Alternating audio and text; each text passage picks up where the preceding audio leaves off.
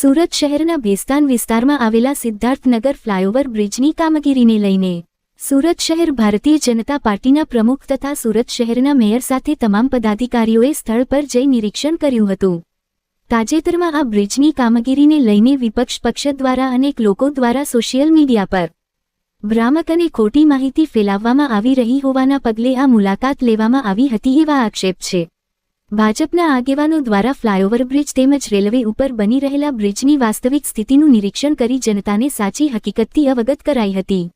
આ દરમિયાન આગેવાનોએ જણાવ્યું હતું કે બ્રિજની કામગીરી યોજના મુજબ અને ગુણવત્તાપૂર્વક ચાલી રહી છે।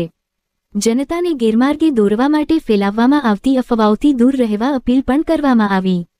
ભાજપના પદાધિકારીઓએ સ્પષ્ટ કર્યું કે શહેરના વિકાસ કાર્યોમાં કોઈ પણ પ્રકારની બેદરકારી રાખવામાં આવી નથી અને આવનારા સમયમાં આ ફ્લાયઓવર શરૂ થતાં ભેસ્તાન સહિત આસપાસના વિસ્તારોના નાગરિકોને ટ્રાફિકની સમસ્યામાંથી મોટી રાહત મળશે।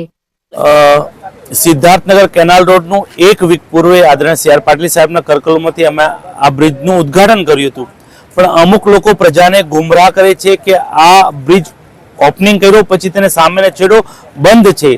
આજે હું જાતે આવ્યો છું અને અહીંયા આ રેલવે ઓવરબ્રિજનું કામ જે ચાલુ છે તેને પેરેલલ 1800 જેટલી ઇન્ડસ્ટ્રીઝ આવી છે, 40,000 જેટલા એમ્પ્લોય રોજ અવર જવર અત્યારે ચોકડી પરથી કરતા, પણ આ ઓવરબ્રિજના હિસાબે તે લોકો ચોકડી પરનું જે ટ્રાફિકનું ભારણ હતું તે પણ ઘટ્યું છે, સાથે સાથે ઈંધણની બચત થઈ છે અને આ 1800 જેટલી અહીંયા ઇન્ડસ્ટ્રી જે કનેક્ટિંગ થાય છે તે લોકોનો સીધો આ બ્રિજનો ફાયદો થયો છે।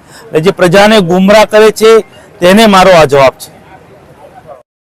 આજે સુરત મહાનગરપાલિકાની સામાન્ય સભા પત્યા બાદ સુરતના કોર્પોરેટરો અને ભારતીય જનતા પાર્ટીના કાર્યકર્તાઓ અને ઇન્ડસ્ટ્રીયલ એસ્ટેટના પદાધિકારીઓ આજે આ પુલના બીજા છેડે એટલે કે જ્યાં ઉદ્ઘાટન કરવામાં આવ્યું હતું તેના બીજા છેડા ઉપર ભેગા થયા છે।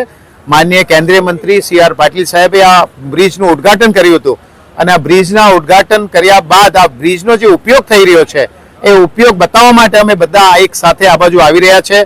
આજે મોટી સંખ્યામાં ઇન્ડસ્ટ્રીયલ એસ્ટેટ જે ઇન્ડસ્ટ્રીયલ એસ્ટેટનો બેનિફિટ આ બ્રિજને કારણે મળી રહ્યો છે અને એમાં સૌથી મોટી વાત છે કે આ બ્રિજ એ સુરત નવસારી રોડને ક્રોસ કરીને ઓવરબ્રિજ બનાવવામાં આવ્યો છે ને એની સાથે કનેક્ટિંગ બીજો આરોબી લોકોને એ ખબર નથી, આની અપ્રચાર એક ખોટી માહિતી લોકો સુધી પહોંચાડવામાં આવી રહી છે કે આ બ્રિજનો ઉપયોગ નથી, આ બ્રિજની કંઈ જરૂર નહીં હતી, અડધો બ્રિજ ખોલી નાખવામાં, અડધો નહીં, આ બ્રિજ પૂરેપૂરો અહીંયા પૂરો થાય છે। તમે પણ વિડીયોમાં લોકોને બતાવો કે ઇન્ડસ્ટ્રીયલ એસ્ટેટ કેટલો છે, અહીંયા બિલ્ડિંગો તમને દેખાશે બાજુમાં અને એની સાથે સાથે બ્રિજનો એપ્રોચ દેખાશે। અહીંયા રોડ સંપૂર્ણપણે ચાલુ છે એ જોઈ શકાય છે। આરઓબી બન્યા પછી આ રોડ સીધો હાઈવે સુધી કનેક્ટ થવાનો છે, જે લોકોને કોઈને ખ્યાલ જ નથી કે આરઓબી અને આ બે બ્રિજ છે, એક જે તમારા રોડને જે સુરત નવસારી રોડને ક્રોસ કરવા વાળો એક બ્રિજ અને બીજો રેલવે ઓવરબ્રિજ જેનું કામ ચાલી રહ્યું છે એ પણ 6-8 મહિના વર્ષ દિવસની અંદર આ પણ ચાલુ થઈ જશે।